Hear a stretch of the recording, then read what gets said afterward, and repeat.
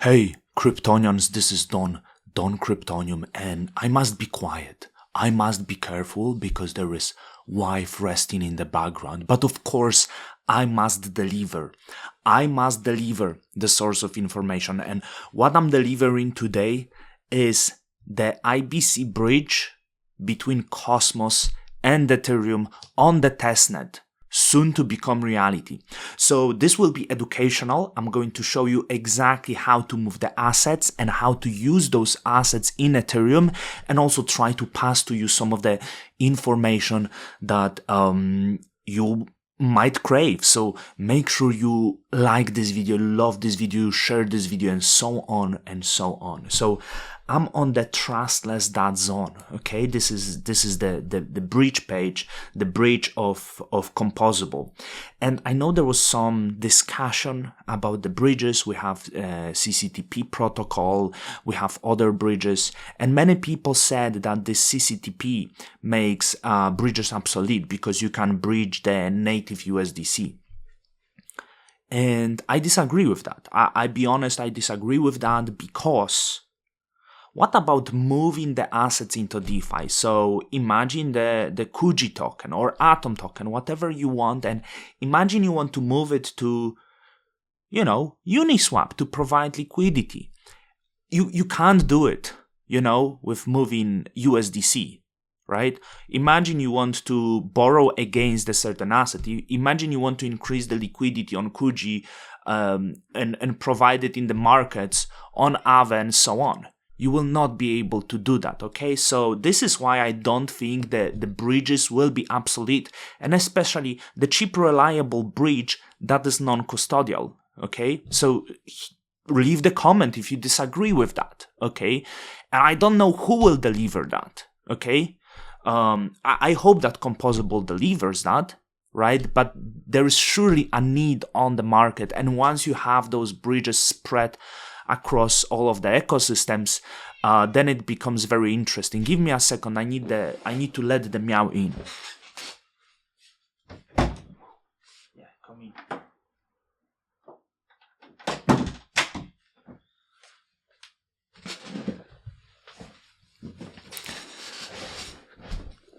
I'm not going to cut this. Okay, so as we are on the trustless, let's start the transfer. Okay. And you can go to the Discord. So, okay, we need this one. Get testnet tokens. So if you are in Discord, let me go to Discord. I'm going to expose some of myself. So if you are in Discord and you go to Composable, there is this faucet. So how you request that is $request your layer address, and then at the end, Composable, okay? So if you are in the Kepler wallet, you manage chain visibility, and you need to add the testnet of Composable, okay? So the address is layer, it's Centauri testnet. So this is what you add, and this is the address that you actually need to perform on that testnet, okay? So that's the first step you need to do.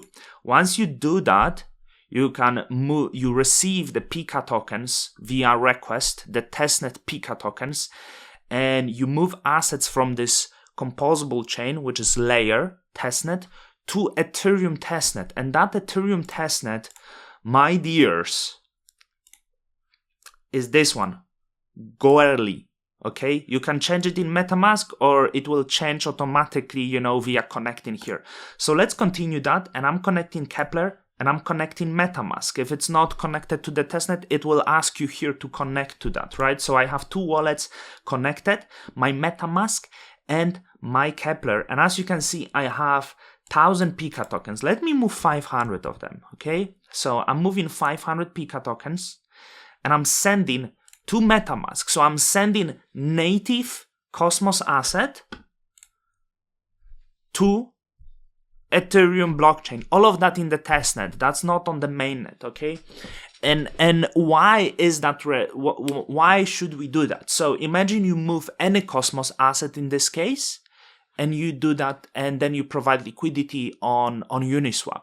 I think even more interesting, and I think we will have that, is layer 2s.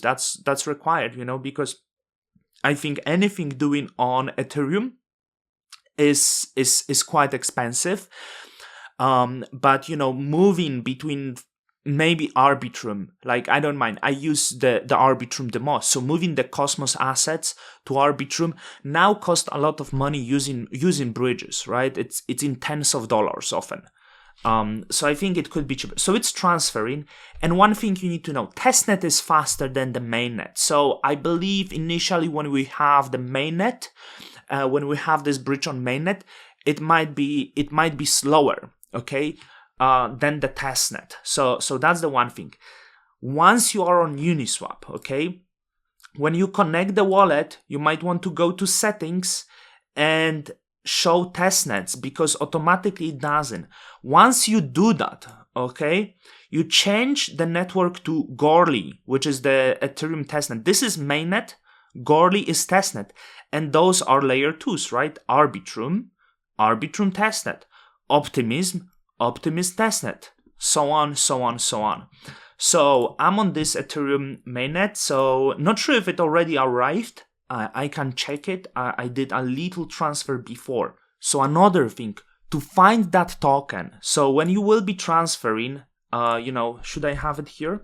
I don't have that.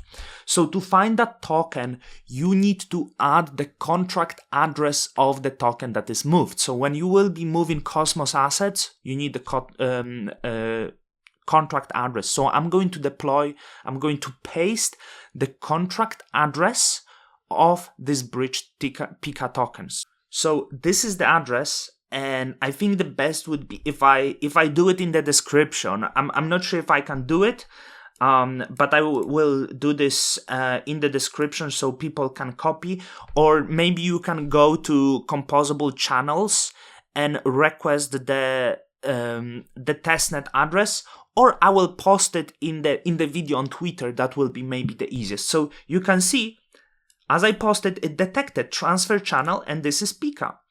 And it's already transferred. So I transferred 10 before and 500 now. So it's extremely fast, but this is the testnet, right?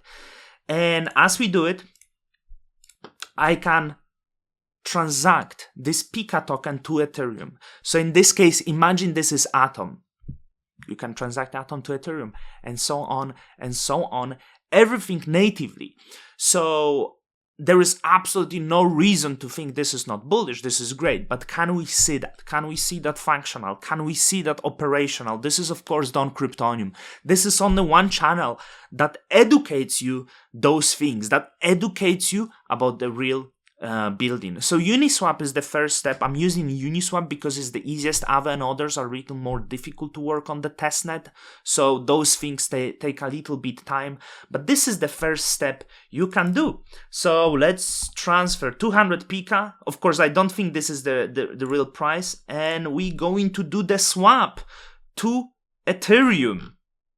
Let's do it. Insufficient gas for fees. So the only reason I can't do it, I don't have testnet Ethereum tokens, which I should request. I'm gonna do it. I'm sure there is faucet, right? So after a little bit Googling, I found this one. This is the address for the faucet. You can get the testnet tokens. So now I'll be able to do the transaction, I believe. Let's swap. And let's see if this is enough to pay for gas. And this is enough. And that's how you swap the transaction.